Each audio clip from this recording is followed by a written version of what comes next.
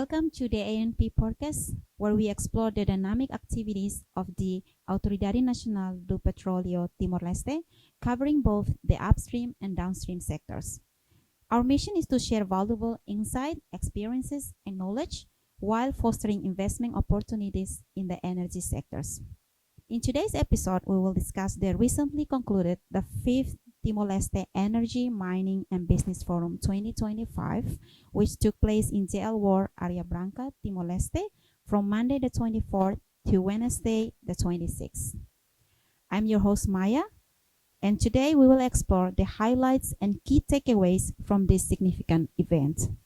We are thrilled to have two distinguished guests with us today, Ms. Krisha Shuraki. Good afternoon. From the CEO from the INVR London, United Kingdom. That's us. Thank so you glad very to much have for you hosting. here. Thank you, Mana. Thank you for hosting me, Maya. It's amazing to be here again. Thank you. I'm for so the glad to invitation. having you here as well. So thank you you. for coming. I appreciate it. And we have Mr. Cristino da Cruz, the manager exploration from Autoridade Nacional do Petróleo ANP. Boa tarde, irmão. Welcome. Boa tarde, Mana. And Christian, it's good to have you here. We're used to being next to each other. I don't know if it reaches the microphone, but we're so used to being next to each other. Wonderful. So lovely to have you both here today because we all very excited to hear what happened during the before and after, during and after the 5th ceremony, the 5th Timor-Leste Energy, Mining, and Business Forum 2025. So again, welcome. And I'm so glad that here today we will hear your perspectives on the forum and its implication for the industry. So let's dive right in. Ms. Krisha, Okay. after wrapping up a bustling 3-day forum today in Timor-Leste, what are your impressions? Wow. First of all, I feel so sad that it ended. I know. Look, conferences, events, they are very, very messy. They are heavily dependent on organization and on stress and stress management and whatnot, human resources, technical resources. It always feels really sad when I have to finish and give the closing remarks. So yeah, the event, the aftermath of the event is very positive because it hit its objectives. We wanted to bring, again, what is this forum, right? We said in the previous podcast, it's a platform, okay? It's a voice of the industry for like oil and gas, renewable energies as well, energy transition, also for minerals, oil and gas, energy transition, and business, local content. Which was an ingredient that we implemented this year even further. So, I mean, the conference went very, very well. Of course, we had some logistic because we had like a cyclone that kind of like changed our plans. However, the objectives were met. All the internationals were here despite the flights cancellations. The highest of delegation from international companies was here as well. We had incredible participation from local companies that they presented their topics, their projects, their ideas for the sector, their feeling, where they want to go. They all shared, because I pressured them a lot on the microphone, moderating, I did, right? I said, what are the challenges and the opportunities, and talk to our, newcomers. What should they be looking for, and what should they be looking out for, and what should they, be a bit more cautious about? And they all opened that and shared that. And at the same time, guys, we hit our target when the news it was all about Timor-Leste. My mom saw it, by the way, in Greece. I have friends in Portugal that watched it, because it reached her, right, through social media. And she told me, oh, you were with like Prime Minister Shanana. Like, how do you even know, Mom? My mom lives in Greece, right? How did you even know what happened? She said, no, I actually saw like the media. Believe me, technology, the social media things. You see? So we did have amazing presentations, better than any other time, which was an objective as well to create content that would be knowledge transfer and know-how We had two announcements. We had, first of all, the second minerals licensing round announcement, one of the most important industry highlights and milestones. At the same time, we had the historical signature of the cooperation agreement with Woodside. So I would say that I'm very proud of all the work that we put together, because it's been months we've been working on the ins and outs of the forum. And I think that we learned also so many lessons through that forum, and because it had been quite some time that we hadn't organized it, like three years. 3 years ago. Yeah, that's right. Back in 2022, that was the fourth summit.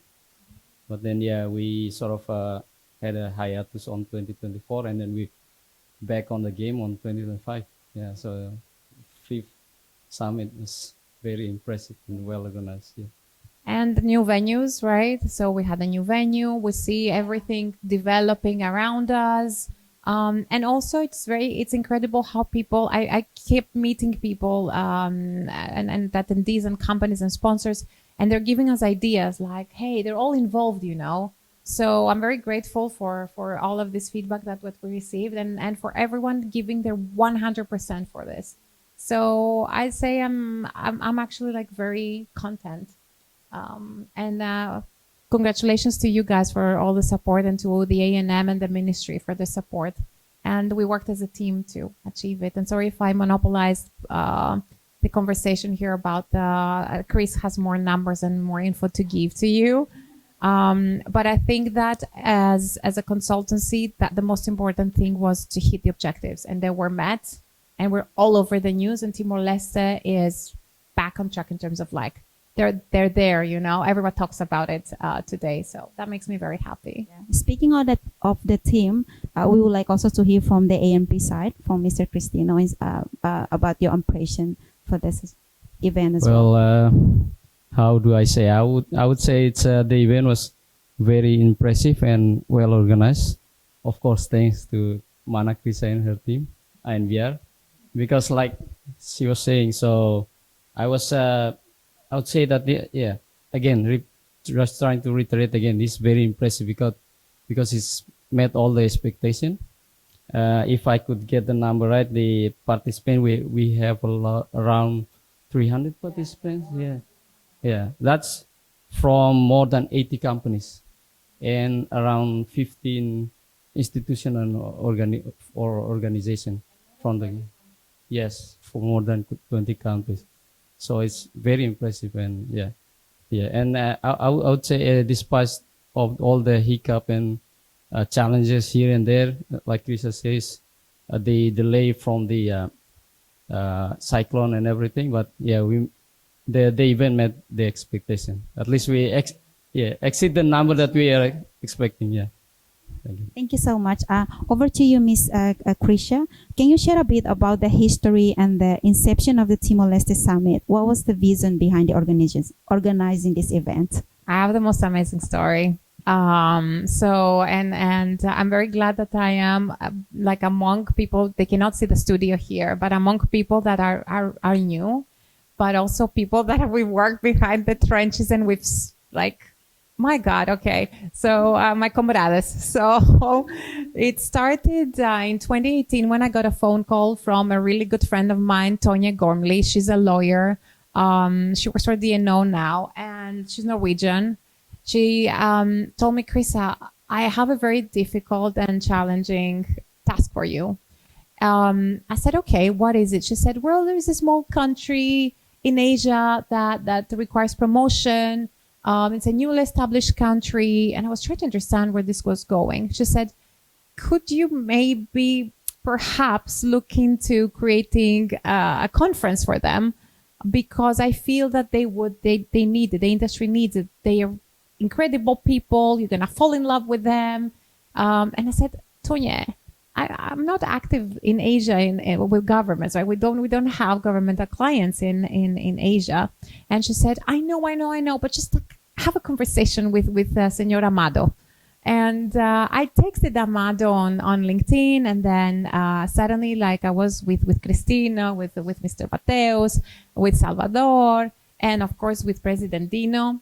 And we got the endorsement, and in 2019 we held the first summit in the convention center, which was a huge success, but a challenge of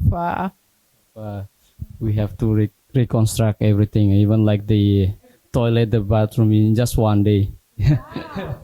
we built The first ever summit, Exactly. 2019. Exactly. We had to build walls. We were calling people, and they were saying, "I'm sorry, but what is Timor-Leste that you're trying to invite us to?" You understand? So we were at the level of, I will explain. I was blessed because I have stories from my father being here, so I was fully aware of the country, and we arrived and we fell in love.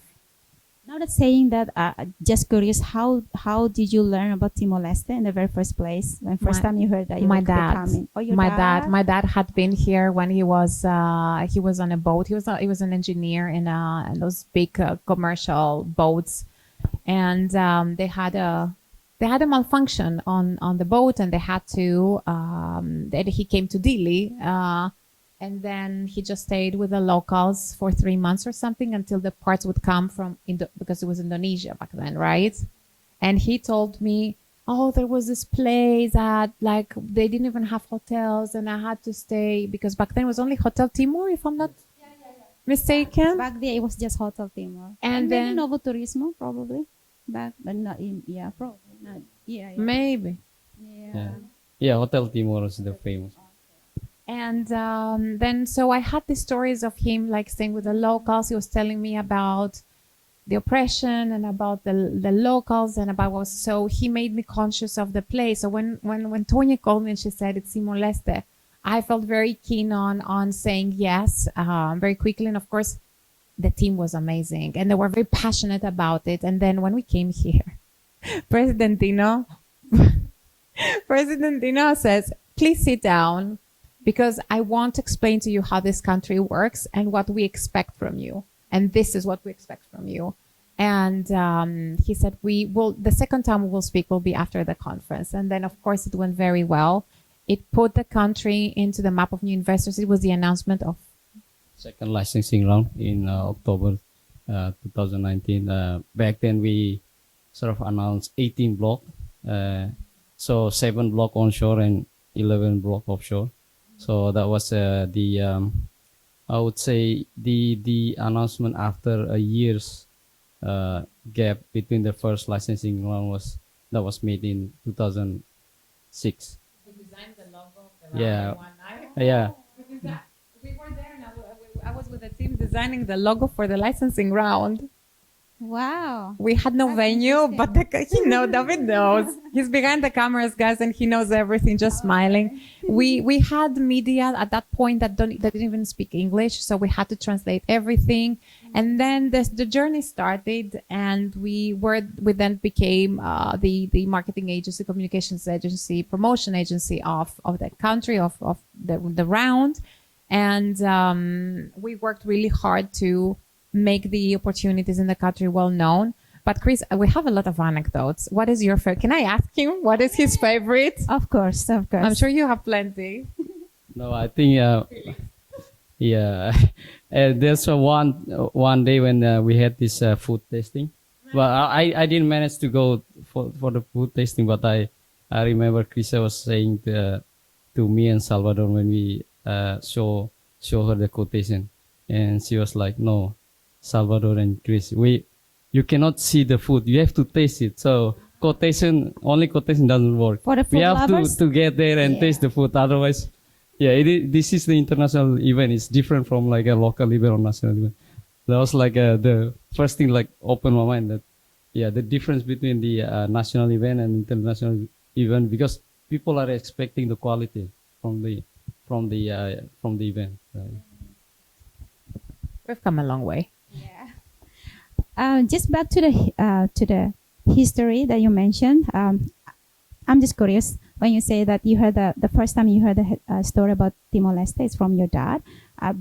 So I'm just curious, just want to know, before you actually received you assign a task to Timor-Leste, before that, have you ever thought coming to Timor-Leste when you know from your dad's Yes. side? Yeah. Yes, because I'm a scuba diver. So my dad said that it's he's also a scuba diver. So he told me that it's the most beautiful sea he has ever seen. And he said that he felt at home.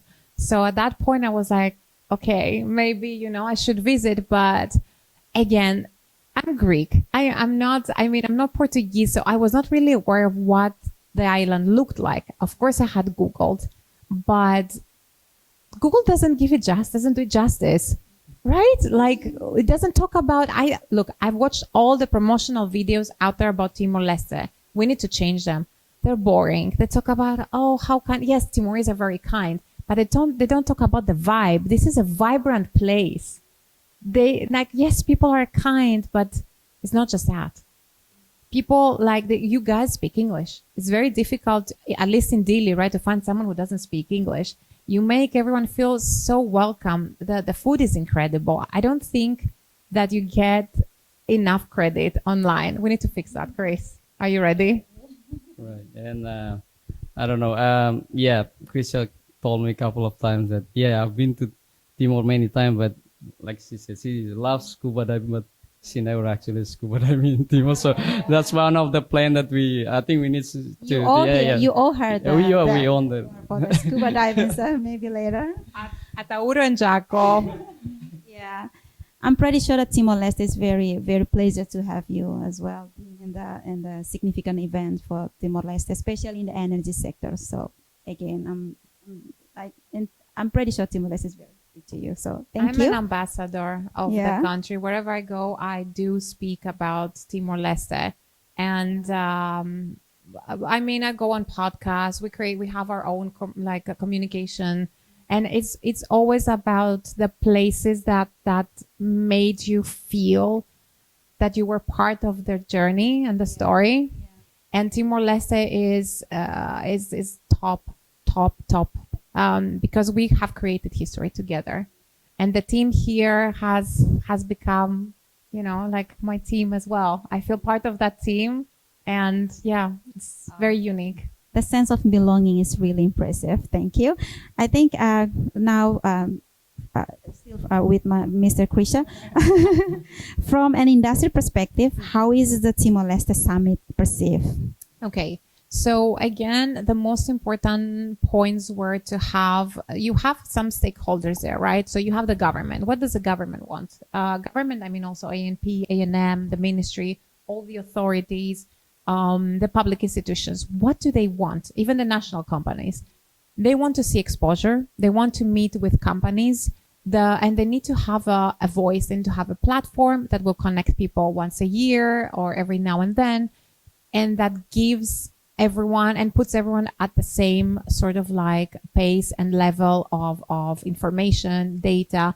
It also gives the local community, the second stakeholder, the platform to show what they have been working on. What are the new tools they're using, services, companies, what is popping up?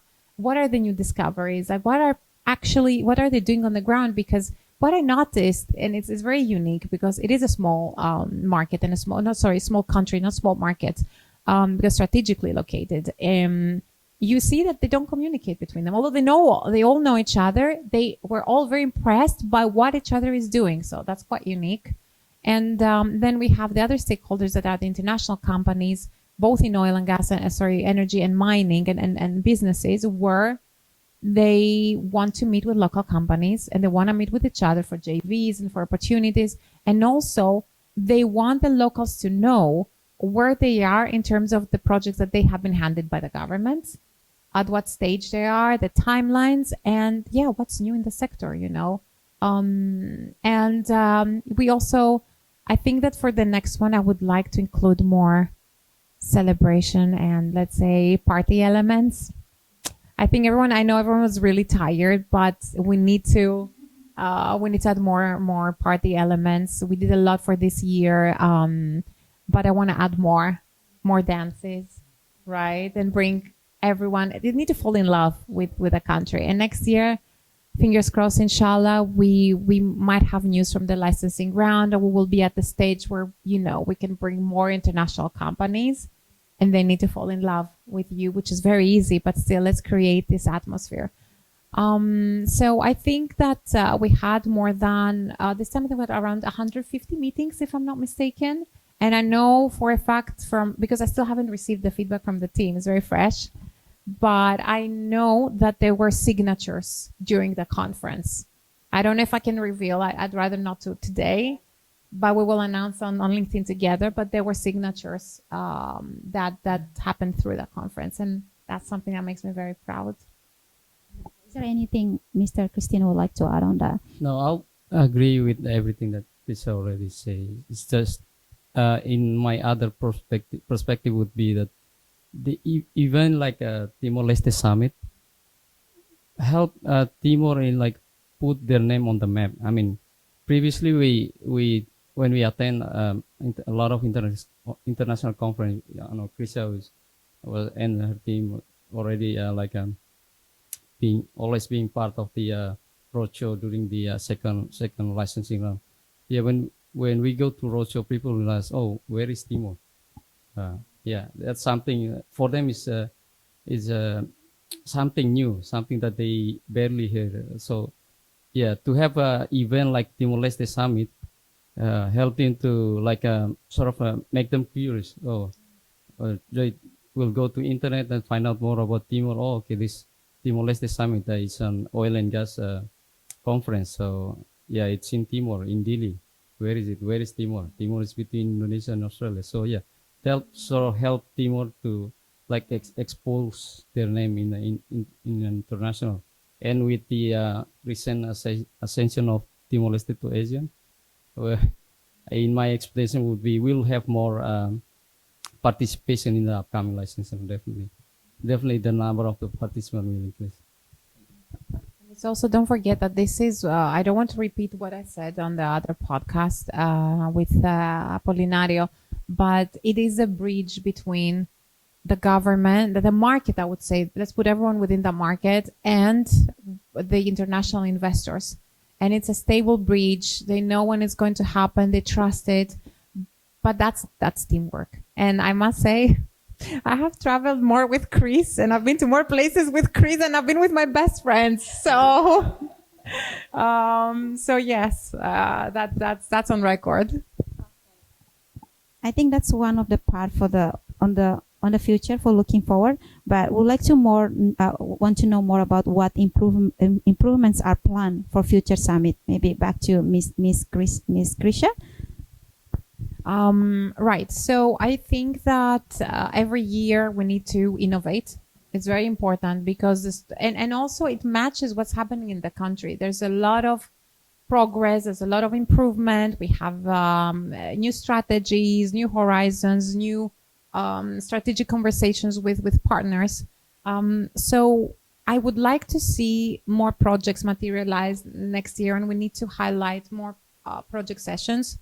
I discussed it with people, and they said, why don't you have 2 rooms? Right now, we don't have the facilities to do so, to do simultaneous presentations. However, I spoke with the team. As you know, we are, but we're not an event organizer. We organize events, but we're not a logistics company. So I spoke with logistic companies in the country, in the city, and we looked into solutions on how we could accommodate it. So, you have, let's say, the downstream room in that hotel, and then you have the upstream room there and the mining. So maybe we could kind of work, not that complicated as it sounds, but we could sort of create a week where people come. If it's too long for them, we'll get the feedback from the industry, right? But we also want to add more businesses into this conversation and ask more ASEAN countries to join this convo. Why? Because of what you said, we are strategically located. We don't talk about it enough. It's an exceptional piece of land that has the off-takers surrounding it. And also I would like to add more businesses, more, not local content, but businesses. Why don't we bring the agro the agro companies, and they can see how energy is important for their sector. Why don't they tell us what projects they have that requires energy, or vice versa, like the mineral companies and this intersection between the mineral companies, the mining companies, and energy. So I want to see next year more synergies in that front. And maybe we need to have a separation between the technical side of the conference and then the business side of the conference. But for that, we are patient. We know where we want to go, but we want to facilitate it in a way that makes sense logistically and can host more people, because we were sold out again, and we couldn't, like, I felt like, wow, I wish I could accommodate these numbers much better. But again, I think we succeeded in having everyone in that room, everyone who wanted to get these meetings, they got them. Everyone who wanted to meet you guys, they met you. And thank you for that. I'm very grateful, really. Yeah, thank you as well. Let's hear from the National Petroleum Authority as a regulator industry in Timor-Leste. How's your perspective on this? For the improvement, this is I'm looking at the two perspective here. First, the logistic, which I was truly say it's very true to have. I was thinking that we have two like simultaneous conference running at one, because we did like I said previously, 300 participants is out of expectation. I'm looking back. Maybe Krisha could correct me, but yeah, previous summit, the number was I don't know, 200, less than 200, 200, yeah. But this time around it's 300 participants.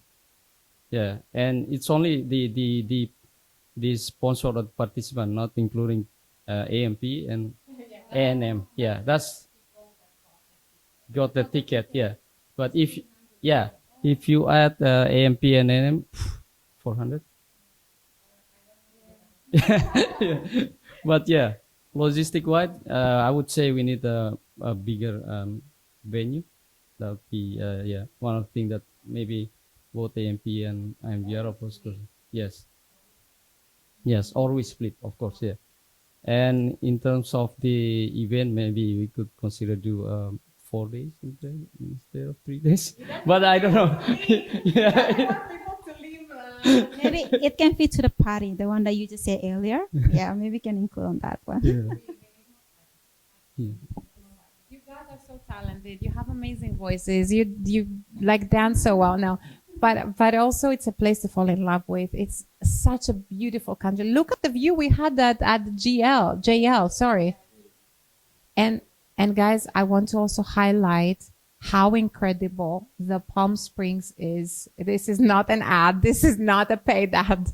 I just want to say that I was very impressed with the level of services that we received. And I said to the team, I feel like I'm in Dubai.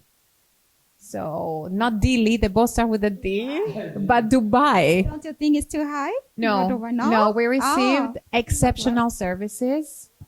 The food was incredible. The hospitality of Mr. Colling, Jackson Lai, I'm mentioning them because they opened it for us, and the participants. And I didn't, it just like, not only did it meet my expectations, it exceeded all expectations. And guests said so. And I'm sure we're going to see more businesses like that and so on and so forth. So we're changing, and we want to as a country, but we're not going to stop the progress of the conference, because that's the international interest and the local development.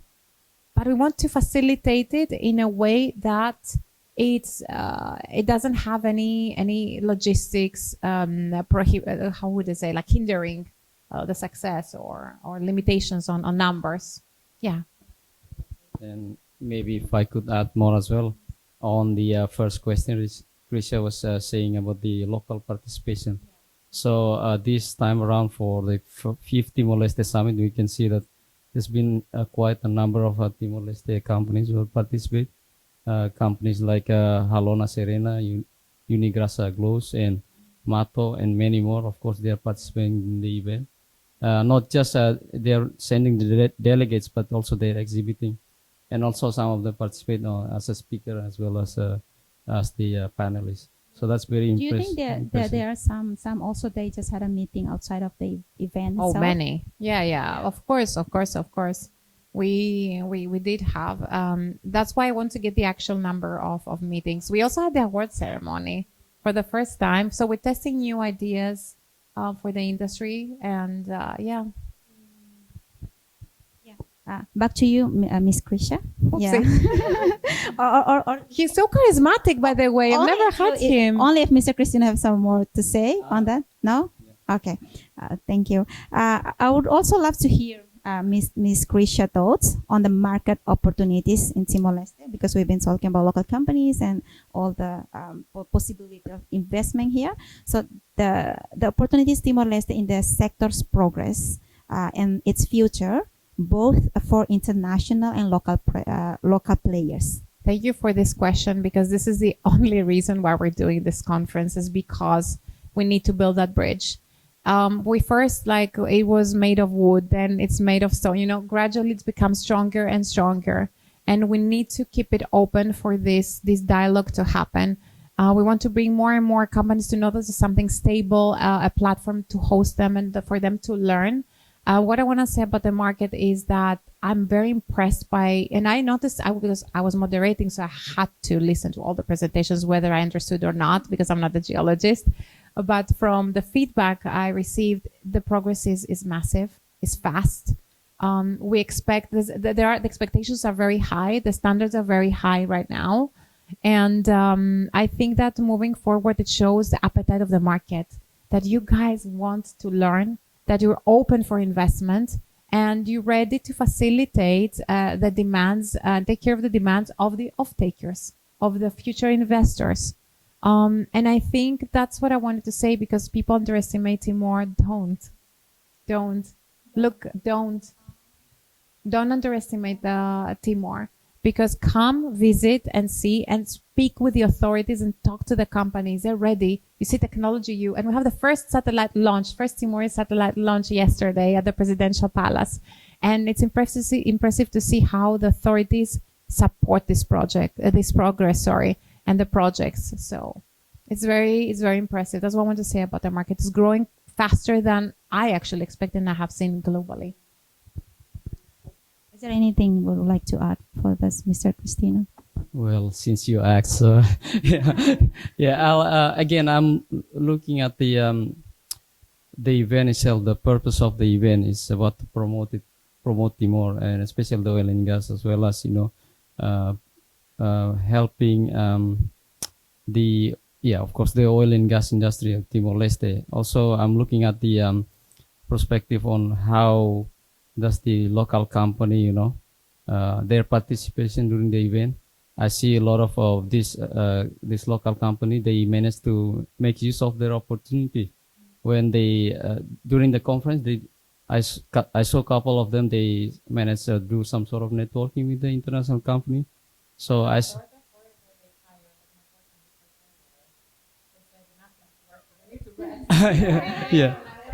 Yes. So a lot of networking going between the local as well as the international. So I see this, like Chris is saying, in the future, it's a good opportunity for them to build a partnership between the local and local and international company, in terms of probably help them in the future participation in petroleum activities. Yeah. In saying that, do you think the fund, Mr. Christina, in saying that, do you think the forum itself is meet the expectations? Like I say, I think I would say it again. It's exit of the expectation that thanks to Chris again. So the number is in, yes, Romina, Karam, Karam, he's the man. I would say that. So can you elaborate on the significance of the summit for Timor-Leste? Okay.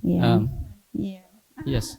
Like I say, so promoting the oil and gas industry, as well as put Timor-Leste on the map in terms of oil and gas industry, and also what else?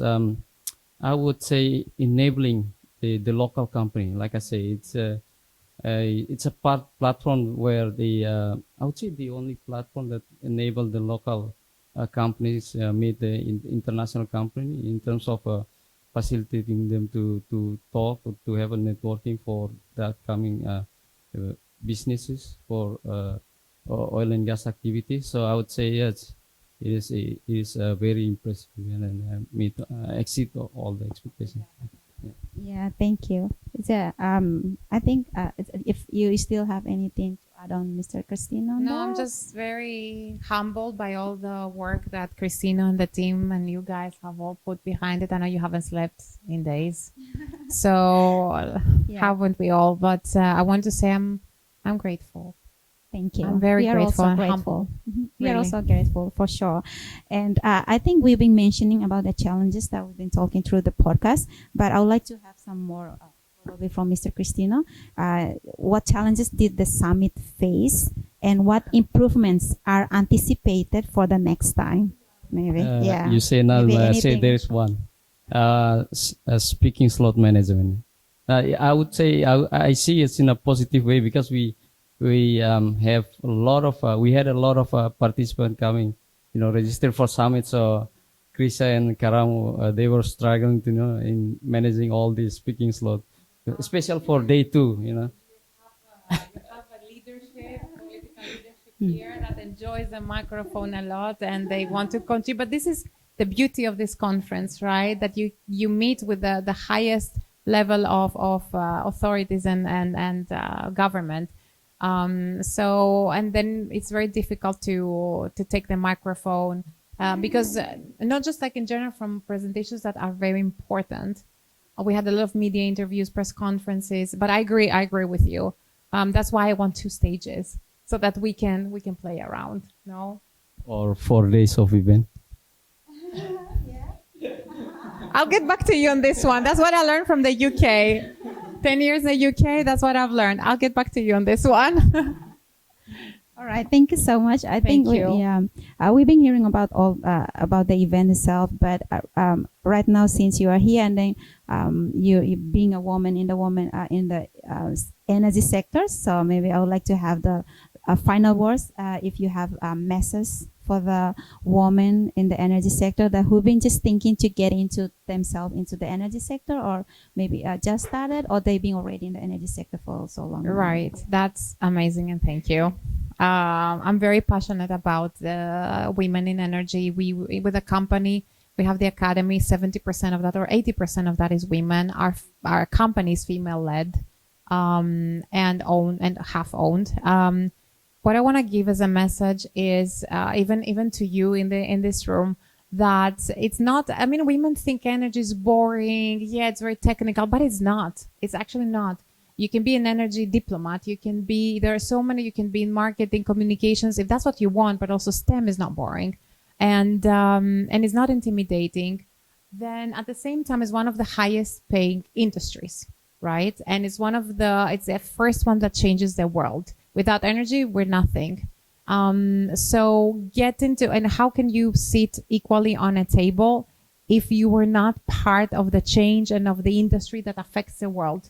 So you cannot expect change unless you're part of that conversation. You need to be on that table where decisions are being made. So that's my message. Please look into it. There's a bright future in this country because 80% of the GDP is based on, the economy is based on like energy, correct? So do you think it's fair enough what we hear from Christina itself? I'll think about it. But he's so charismatic. He's a support for the woman, probably. He's the best. If any message, looking at the male perspective, is that fair enough? Well, yeah. From my side, I would say the numbers say it all. I mean, in industry, especially in the oil and gas industry, male has been very dominant compared to female. So I would say, I personally support for women to involve in the energy sector. So so basically, I just support them and encourage them to to be themselves and try as much as they can to involve in the industry. And as a man, I would agree and try to assist in any way that we can. Thank you very much. That's so lovely to hear that. Thank you. I think that's it for the podcast, and thank you so much for so sharing much. your Thank you, insights Chris. from ENVR side and AMP side as well. It's been enlightening and then very exciting to hear about the forums, the 5th Timor-Leste Energy Mining and Business Forum 2025, and just thank you so much for it's been happening Thank 5 you. months already, right? Thank you. And then we will do the 6th and 7th, and we're ready for it. And thank you all of you, for being there, and for all, like you, yes, you and you, for developing the sector so fast. Thank you. Thank you so much. Thank you, Mr. Christina, Miss Krisha. Thank you so much for your time. Thank you. For our listener, stay tuned for more episode of the ANP podcast, Autoridade Nacional do Petróleo (IP) podcast, where we continue exploring an evolving landscape of the oil and gas industry, locally and internationally. So until next time, I'm Maya, and thank you for listening.